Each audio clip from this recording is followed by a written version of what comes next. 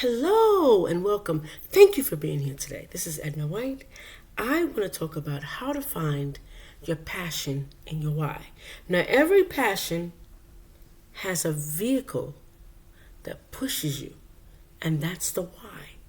So we're going to talk about the why today. Why that you have this passion and why. So the why is the caboose that puts the fire in. And then the extra is all of the seats that have to go with it. So if you have the main part of the engine that you're putting coal in, that you're firing it up with, that's your why. And then everything after is your passion. So because that's pushing you forward, you need to know why are you doing what you do?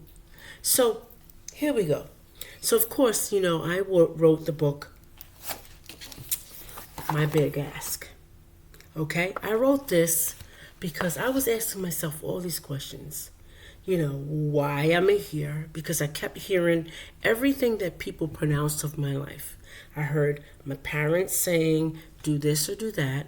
I heard ministers and elders and prophets saying, do this or do that. You're assigned to this. And I didn't feel it. I tried to fulfill it, but I didn't feel it. So I went on a quest within myself to ask me the questions that are so relevant. And so as I sat with myself, meditating and just being alone with myself, I asked myself some questions. So I'm going to give you a couple of questions that in the book that you can start to begin to unleash the power within, to find the passion in your why. So we've heard it time and time again. And we just don't seem to put it into action, right?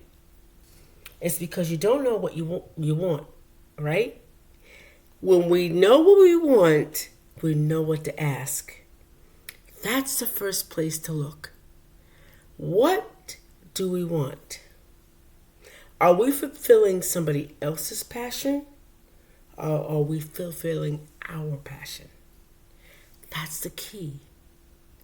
See, we get tricked out of life when we fulfill other people's prophecies, when we fulfill other people's thoughts of who we're supposed to be. Instead of acknowledging what God put us here for, we get nervous and we get the imposter syndrome and we go and ask other people, why are we here? What are we supposed to be doing? So of course they give us, okay, you need to be this, you need to be that, you need this, you need a certificate, you need this. We let society dictate, we let our parents dictate, we let pastoral religions dictate, we let our friends dictate, we let our need or our desire, not our desires, but our need, our lack dictate what we need or where we're supposed to be or what our purpose is.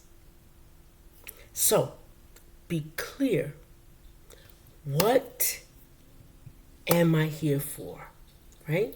No, I'm sorry. Let me go back. What do I want? That's the first question. And it's going to take you, not today, to figure out what you want. Don't worry about what other people want. And it's hard to erase what other people want. It's hard to erase that. It's going to take some time. I would say I heard my mom say, do this. I heard my dad say, do this. I heard my pastor say, do this. I heard my kids say, do this. I heard this person, my best friend, say, do this.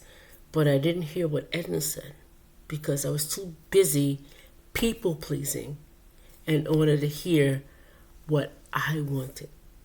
What my original assignment was, which was my passion, I didn't hear it.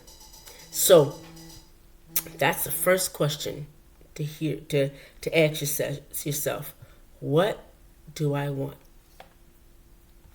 And that's in my big ask. You need to get this because there's room to ask these questions. There's questions in here that I know most people do not ask. Like, who am I?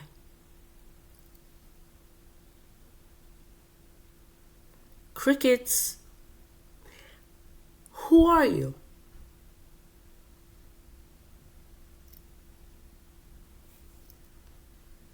Right. You don't know because people have told you who you are for so many years. Positive or negative, they've told you who you are. They told you what your assignment is. But the biggest question is you never listen to the universe or the higher power or God to hear who you are. You ask people who are on your same level every day. Who am I? Why did you do that? That's another question. Scratch that question. Who am I? Answer that. That's in the big ask. Okay? Third question. And this is on day 1. Here's the truth. People who get what they want tend to be the ones who make the effort to know what they want. So what we're going to do right now is make a commitment to bettering yourself. Start to be clear on your desires. If you like a life that you vastly improve, you might want to do the same.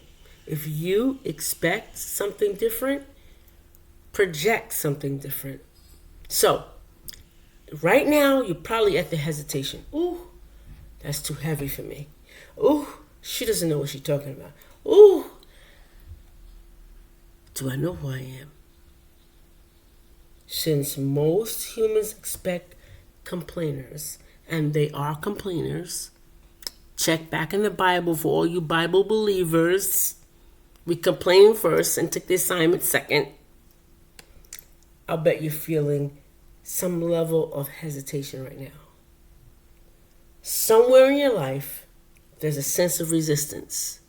I've had resistance in a lot of areas in my life, and it was uncomfortable, and it almost felt like I didn't want to go forward. Almost like those fake Braxton Hicks, when we're having a baby, it's almost like, oh, no, not now. Right? That's what procrastination comes from. Not now, Braxton Hicks. No, not now. Because I want to hesitate because I don't know what I'm doing. Starts in the womb. So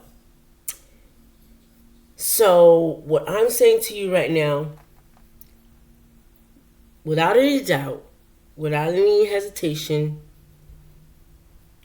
I want you to nod and smile and say these words. I want this.